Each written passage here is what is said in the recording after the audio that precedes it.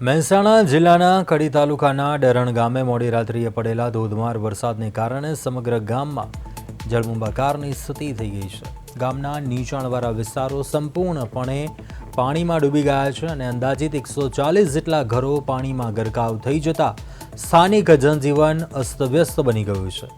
ચોમાસાની શરૂઆત થતાં જ વહીવટી તંત્રના પોકળ દાવાઓ પાણીમાં ધોવાઈ ગયા છે। ડરણ ગામમાં છેલ્લા 10 વર્ષથી ચોમાસા દરમિયાન આ જ પ્રકારની ભયાનક સ્થિતિ સર્જાઈ છે। જ્યારે આમ છતાં તંત્ર દ્વારા પાણીના નિકાલ માટે આજ દિવસ સુધી કોઈ જ નક્કર આયોજન કે વ્યવસ્થા કરવામાં આવી નથી। ગામમાં પૂરના પાણી ભરાઈ રહેતા ઇમરજન્સીના સમયે ગ્રામજનો માટે જીવનું જોખમ ઊભું થાય છે।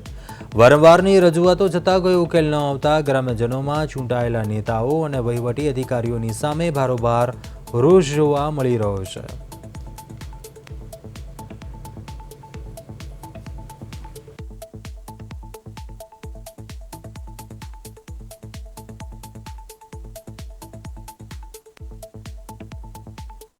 હાલ આપણે જે મહેસાણા તાલુકામાં જે વરસાદી વાતાવરણ સર્જાય છે તેને લઈને આજે આપણે કડી તાલુકાના ડરણ ગામમાં આવે છે। ડરણ ગામની અંદર એક મણિપુર ગામનું એક નાનું મણિનગર એક પરું છે, ત્યાં આગળ આવ્યા છે। ત્યાં 140 ઘર આવેલા છે। ત્યાં આગળ જે લગભગ ઢીચણસામાં પાણી ભરાઈ રહ્યા છે અને આપણે અહીંયા જે સ્કૂલની વાત કરીએ તો બાળકો સ્કૂલની જતા તમે આ દ્રશ્યો જોઈ શકો કે આ પાણી કેટલી હદે ભરાયું છે। અહીંયા લોકોને જે ઘરોમાં પાણી ભરાયા છે તેમજ જે ઢોર ઢાંખર રાખે છે તેમને કોઈ ઘાસચારો મળતો નથી, તેમજ આ ઘણા સમયથી અહીંયા પાણી ભરાય છે પરંતુ આનો કોઈ યોગ્ય નિકાલ આવતો નથી। તેને લઈને જે ગામજનો છે તેમની પાસે આપણે જઈશું કે શું કહી રહ્યા છે ગામજનો અને એ શું માંગ કરી રહ્યા છે। શું નામ તમારું? મારું નામ નાય બળદેવભાઈ પ્રહલાદભાઈ। બળદેવભાઈ, આ તમારા ગામમાં પાણી ભરાયા છે ઢીચણસામાં, તો એને વિશે શું કહ્યું? એટલે અમારું તો એટલું જ કહેવાનું છે સાહેબોને કે નેતાઓને કે અમને અમારા રહીશોના મણિનગરમાં પાણીનો નિકાલ કરી આપો। અમારા બાળકોનું ભણતરનું, અમારું જીવન જરૂરિયાતની ઢોર ઢાંખર બધી એમને સુવિધાઓ તમે વ્યવસ્થિત કરી આપો, એવી અમારી માગણી છે મણિનગરની। તમારા ગામમાં ઢીચણસામાં પાણી ભરાયા છે તો તમારા જોડે કોઈ ધારાસભ્ય કે કોઈ અન્ય કોઈ તમારી મુલાકાતે આવ્યું હતું? કોઈ નથી આવ્યું, કોઈ નથી આવ્યું। કાલે એક ભાઈ અમારા ભાઈ આ શું કહેવાય ધારાસભ્ય નહીં, અમારે ડેલિગેટ, કાલે અમારી ડેલિગેટ મુલાકાતે આવેલા, તેમને અમને કહ્યું કે તમારું વ્યવસ્થિત અમે આયોજન કરી આપીશું, એવું અમને ભાઈ ડેલિગેટે કીધેલું। તો કહી રહ્યા છે કે અહીંયા ધારાસભ્ય ખાલી મત લેવા આવે છે, તેમજ કોઈ પણ આ વરસાદી વાતાવરણનો માહોલ આટલો છે, ઢીચણસામાં પાણી ભરાય છે તો પણ અહીંયા કોઈ નહીં હતું। માસી સાથે વાત કરીશું કે માસી, તમારા ગામમાં આટલું પાણી ભરાયું છે, તમારા બાળકો સ્કૂલમાં જતા હશે, એમને કેવી તકલીફ છે? સાહેબ તકલીફ તો પડે જ ને। નિશાળે તતન ચચા દે ઘેર રહે, અઠવાડિયું છોકરા નિશાળ ઘેર રહે તો છોકરાને ભણતર બગડે કે ના બગડે, તમે શું કરવાનું? આજે પાણી ભરાયું છે, નિશાળમાં સ્કૂલમાં જઈ શકતા નથી, તમે ઢોર પણ રાખતા છો, તો તેની શું હાલત? બધી હાલત તો છે, તમે સાહેબ જોવો જ છો ને તમારી નજરે કે હાલત ઢોરાની માણસોની કેવી છે એ બે। આ તો અમારે આટલું ઊંચું છે ને સાહેબ, તો હું નહીં પાણી આવ્યું, નકર અમારા ઘરમાં જ પાણી આવી જાય, એટલું પાણી આવી જાય।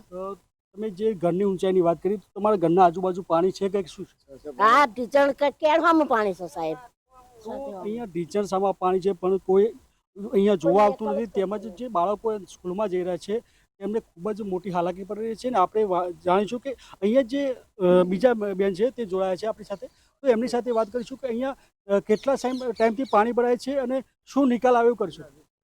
છેલ્લા 20-25 વર્ષથી પાણી ભરાય છે હોય પણ કોઈ નિકાલ મળતો અમને નથી। કે ખરા કે અમે તમને પાણીનો નિકાલ કરી આપીએ પણ નિકાલ મળતો અમને નહીં। અમારે નિકાલ જોવો ને પાણીનો।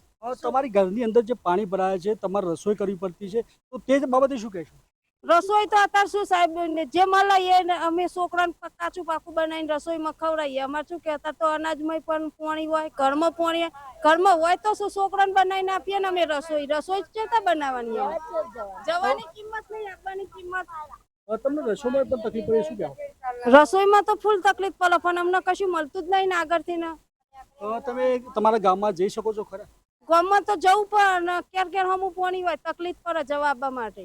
આપણે ત્યાંના વિદ્યાર્થી સાથે વાત કરીશું કે વિદ્યાર્થીને કેવી સમસ્યા છે અને શું કહે છે।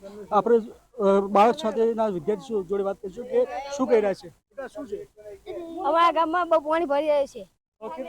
અંદાજે કેટલું પાણી ભરાયું છે? ક્યારે હમું? તો તું સ્કૂલમાં કેટલા દિવસથી જઈને? 10 દિવસથી। અઠવાડિયાથી તું સ્કૂલમાં ગયો નથી, તો તારા ભણતર ઉપર કોઈ અસર પડશે ખરા?